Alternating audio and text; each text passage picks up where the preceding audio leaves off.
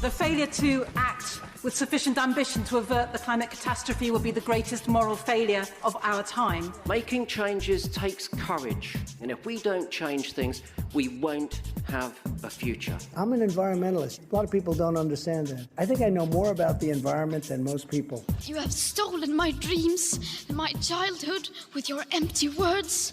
Change is coming, whether you like it or not. Zero Carbon Eastall.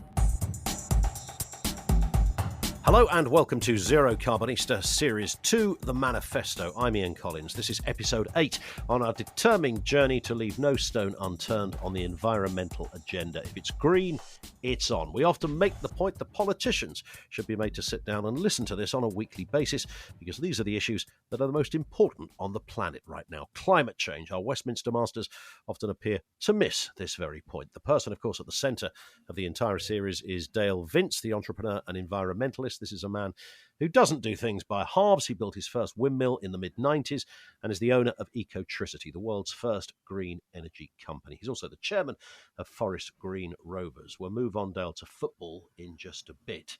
How are you, by the way? Oh, yeah, I'm feeling pretty good, thank you. Good. A positive morning. And what better way to start than this?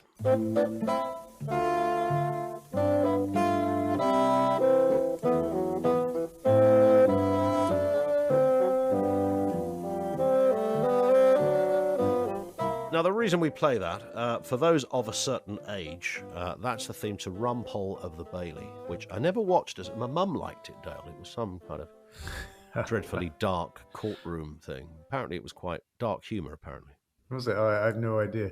I think I may have watched it once as a kid, and I wouldn't know that theme tune if you hit me around the head with it. I don't think I would have done. I'd have failed on that kind of part of University Challenge when they play the themes, the only part we can all join in with at home, of course. However, the reason we play that, of course, is because you seem to wear more hats by the week, and now I've got this image in my head of you with a kind of judge's wig on, because there's legal malarkey going on in the world of Dale Vince. Yeah, more legal malarkey. In fact, it doesn't stop, does it? I should have said more legal malarkey. Yeah, more legal malarkey. Yeah, we've obviously had the government on the ropes, actually, over planning policy. The latest move there from them is to try and adjourn the hearing that we have booked for early November. This is the one where we're challenging national planning policy for energy on the basis that it's out of date. It favours fossil fuels over renewable energy.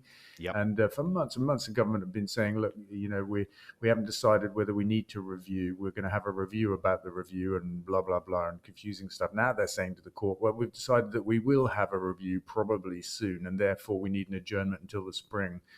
And all kinds of nonsense. So we pushed back and said, no, let's not have the adjournment. Let's have the case. We'll see what happens. But this one, the one you're mentioning, is about Moonshot, the incredible concept that the government kind of launched and then resiled from a few weeks ago. That they're going to spend. By the way, can I just say, I like the emphasis on the con bit of concept. Yes, and conservative, of course.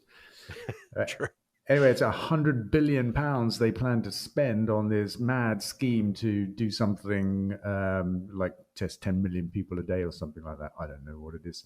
But the fundamental problem is they're sidestepping all of the rules around proper procurement, transparency, competitiveness, all the things that make sure we get value for money. And what we don't see is cronyism, the funding of friends and relatives of the Conservative Party, which we've seen an awful lot of in this pandemic.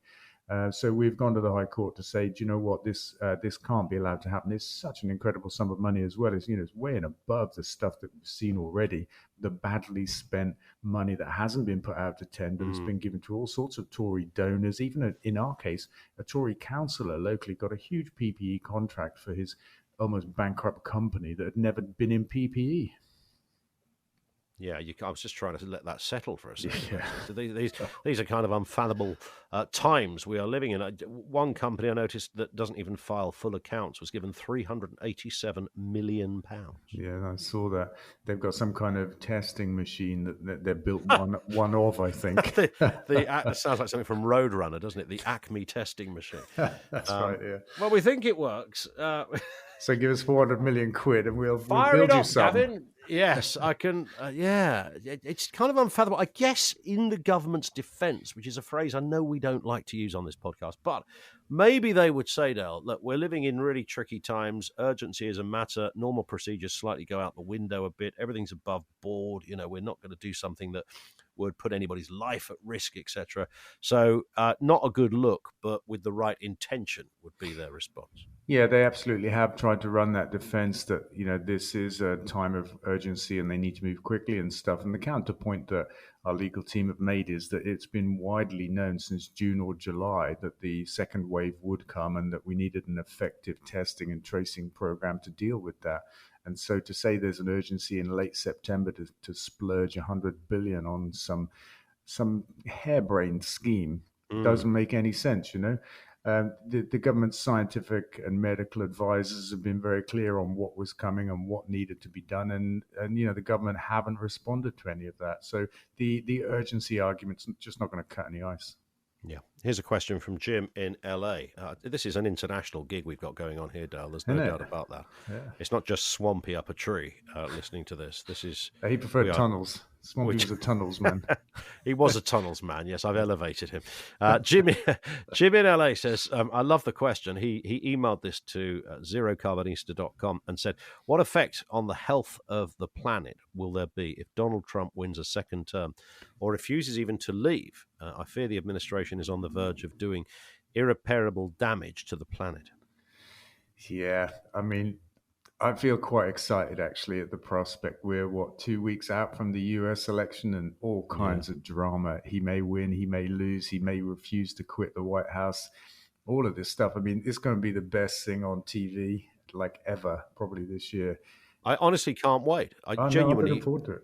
Yeah. I might come around to yours if that's all right, with some vegan wine, and we can just while the night away watching it unfold. But seriously, he's done a lot of damage already, I think, to America and to the world. He's weakened NATO, he's weakened climate accords, he's weakened all sorts of treaties and relationships, and the idea that he may refuse to leave is just bonkers, but so these days completely to be expected. There's more drama to come in America for sure, because either he wins, which would just be incredible and show you just how sick America is as a country, or he loses and refuses to go, and then you have all kinds of hoo-ha.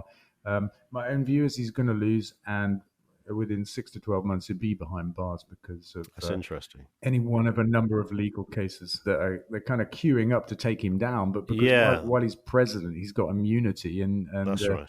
I think that's why this is such a dogfight for him, because I think he does know his liberty's on the line here. I think it's amazing when you see those images of all the former presidents gathering together for some kind of function or ceremony or something. I just don't see him joining in with that. You've got this incredible relationship between George Bush and Bill Clinton, where they sort of travel the world with their own foundation together. And you begin to look at George Bush now, and you think, wow, this guy was all right, frankly, compared to what we've now got. And these people that at the time were kind of fairly grotesque figures now look completely normal. Now, I just don't see Trump kind of being part of that camaraderie. I saw there was an image the other day that had Bill Clinton, George Bush, Obama, and Trump just wouldn't sit into that set, I don't think. I don't think he'd want to play ball. No, I can imagine him as you're talking in a picture of those guys at some event, and he's in an orange jumpsuit and he's on day release. I can imagine that. Yeah, on his tag. Yeah, I heard him called the Mango Mussolini the other day, by the way, which I thought was really funny. Oh, I am so having that. The Mango. I so wish I'd said that. Let's move on to this man. The only conditions modern humans have ever known are changing, and changing fast. If ever we needed a strong signal from world leaders that we're going to solve this, it is now. David Attenborough, COVID-19 is a threat to the environment as it diverts attention from climate change, says David Attenborough. What are you making of this, Dale? I think it's fair to raise that as a possibility. I think at the same time, for me, the virus has kind of raised our awareness of our own fragility. The lack of complete control that we might think that we have over the environment, over the planet, and over our lives. I think the virus has disrupted that, and it's been a bit of a wake-up call. So I'm personally of a different view. The view that this is good for us, and that we'll learn something from this, and it will give us a renewed ability to look at the climate crisis for what it is, the biggest threat that we've ever faced, and far more serious than the virus crisis, and be far more enduring and disruptive completely. Do you think it has allowed politicians to take their eye off the ball? I mean, maybe perhaps from their perspective with some relief. Well, I don't think our current government have ever had their eye on the ball. I'm not sure they're even on the pitch, actually. They're just completely out of touch. I mean, certainly when it comes to climate change and the need to green things up, we just get the odd few warm words about low carbon forms of energy and stuff like that, said as if it's some kind of cheer-rousing kind of, glib string of words. I heard Boris use it in the House of Commons this week, and that's what we get. That's it. That's all we get. And I get that they're preoccupied with the pandemic, but I don't think it was ever going to be different. Before the pandemic, of course, it was Brexit. So if we weren't fighting the virus, we'd be fighting the Europeans. I don't think this bunch were ever going to be fighting the climate crisis. Quite frankly, I'm just waiting for the next election. I think we just have to endure what we have until then.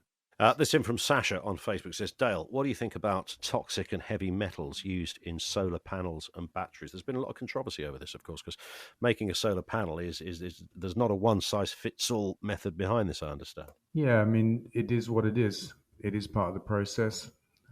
I'm pretty agnostic about it. I have to say, it comes up every now and then. I mean, usually I'm not saying it is from Sasha's point of view, but usually it's from people that are anti-renewable energy or pro-fossil fuels or anti-climate crisis, that kind of stuff. It's usually one of those yes, but kind of arguments. Yes, but there's also a downside in renewable energy. Lithium has to be mined. Solar panels of a fairly industrial production process. Yeah, I get all of that.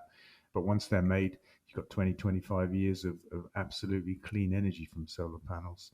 And lithium-ion batteries are recyclable many, many times over.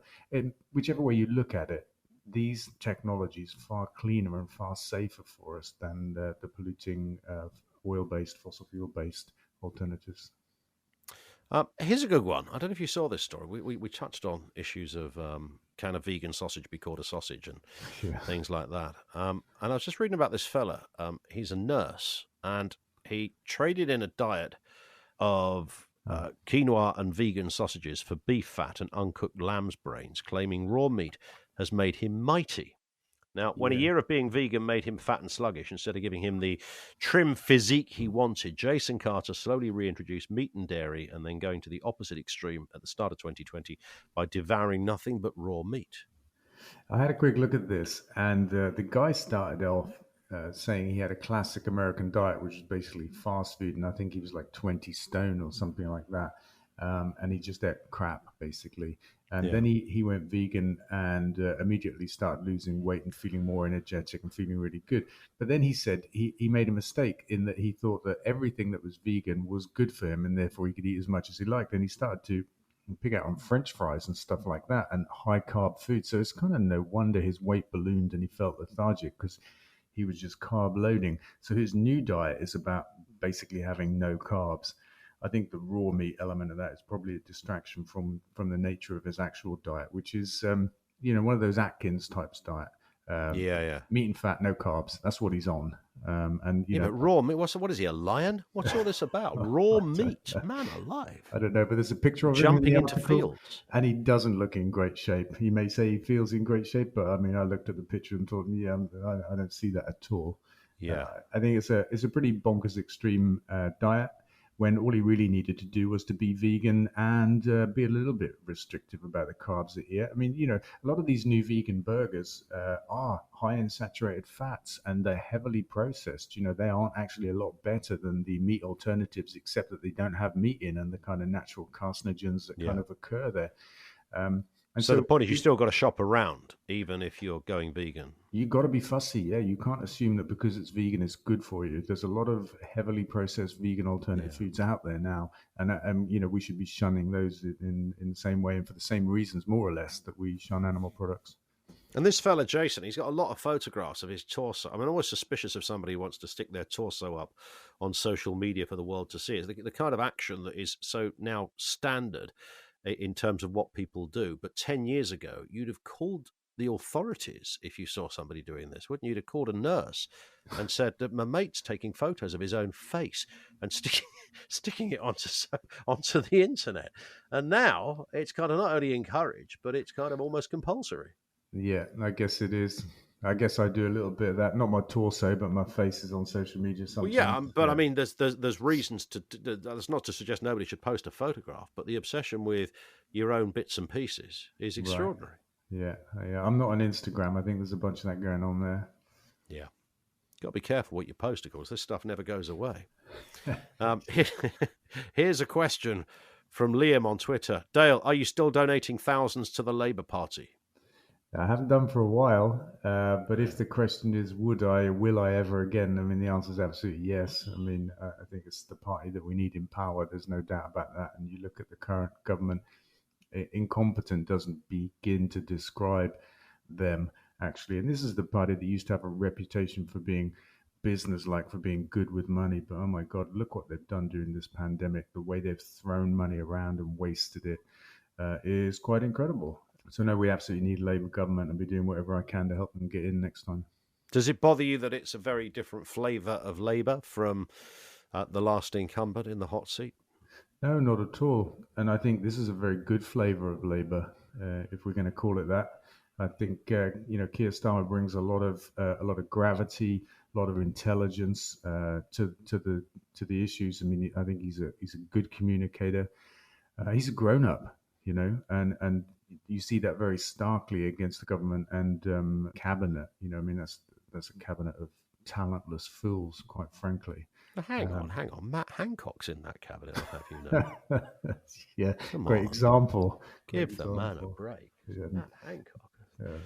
Lot of variants going around about his name, I should say, talking of social media, but let's not go there. Talking of politicians, MPs are going to hear evidence on road safety from a campaign group that dismisses warnings about global heating and wants higher speed limits and fewer cycle lanes.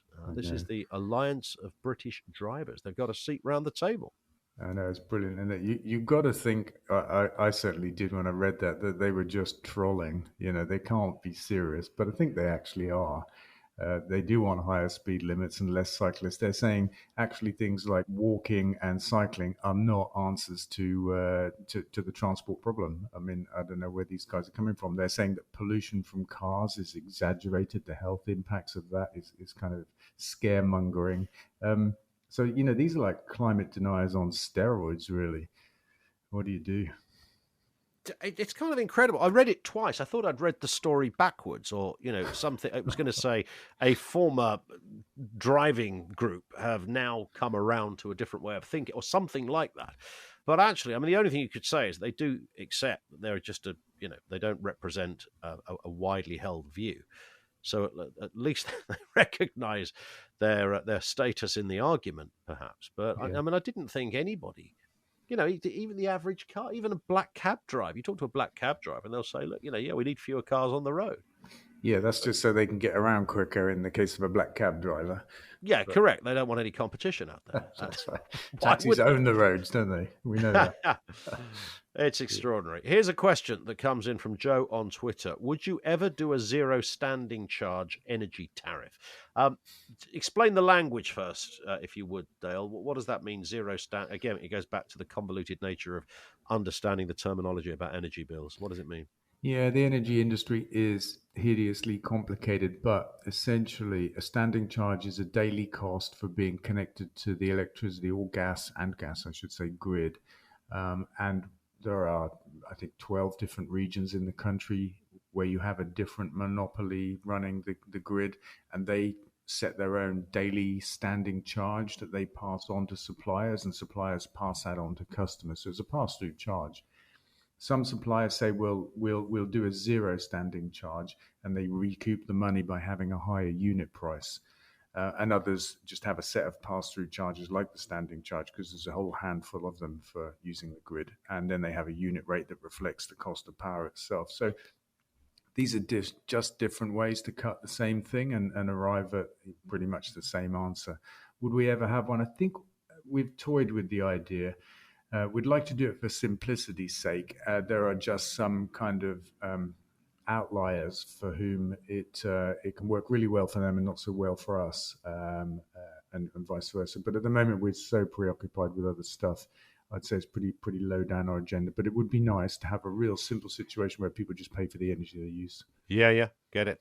And one to finish on from Matt on Facebook, but we're back to politics here. It says, how many thousands of customers did you lose after backing Remain in the EU referendum? Well, you know what? We didn't notice anything. I think if we lost any customers, we gained at least as many. So, I mean, I think it's a tongue-in-cheek kind of question. What? Yeah, well, I hope it's tongue-in-cheek, because if it's not tongue-in-cheek, it's just absolutely stupid. It's a moronic question, isn't it?